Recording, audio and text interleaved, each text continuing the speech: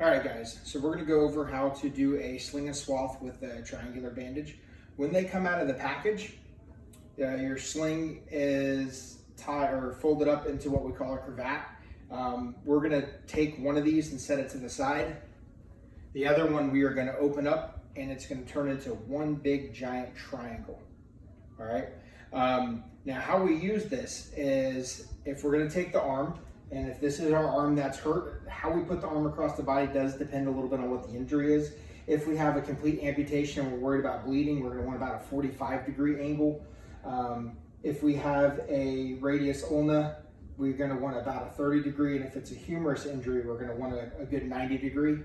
But at the end of the day, if you put everything around 30 degrees, it's fine. The whole point is we're trying to take pressure off whatever's injured, whether it's the clavicle, whether it's the shoulder, whether it's the humerus, whether we have a proximal radius ulna by the elbow or a distal radius ulna by the wrist. So when we're gonna have the patient hold their injured arm in place, or we're gonna have our partner hold the injured arm in place, we're gonna obviously make sure we check our PMS to make sure that we have good pulse motor sensation. If we don't, we need to note that and possibly readjust. But when it comes to actually putting our sling on, what we're gonna do is we're gonna hold it and we're gonna take the apex of our triangular bandage is actually gonna point towards the injured extremity. So if the right arm here is what is injured, I'm gonna take the apex, I'm gonna point it that way. I'm gonna drape it over his shoulder. And the first thing we actually need to do is we need to tie what we call a pigtail at the end of this. Pigtail is just an overhand knot. All that's gonna do is it's gonna create a pocket here for that elbow to sit into. So then we're gonna take it and I'm gonna have my partner, we're gonna get it underneath his arm a little bit so that his elbow is right in that pocket, okay?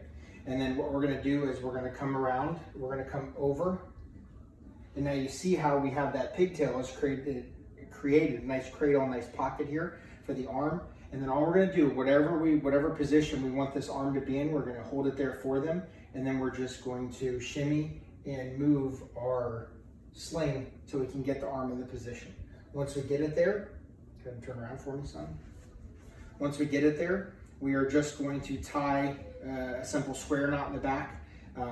It's strong, it's easy to take apart, it doesn't matter. What you need to be considerate of is we do have a knot here, and that knot's gonna create a pressure point.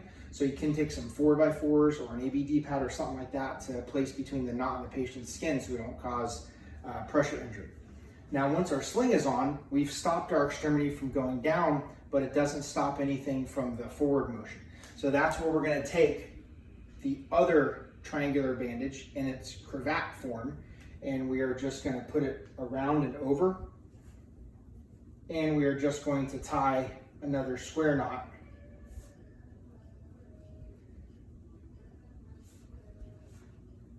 And that's gonna help keep the arm from flinging out, okay?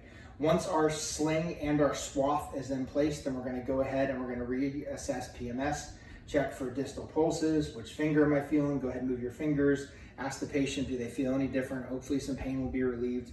If it's an upper extremity injury, we can always put an ice pack on there. If it's in the forearm, you can put an ice pack inside, but just be careful because usually with our traumatic injuries, it is going to continue to swell and we have to worry about cutting off circulation at that point. All right, guys, so I look forward to seeing your videos and what you use.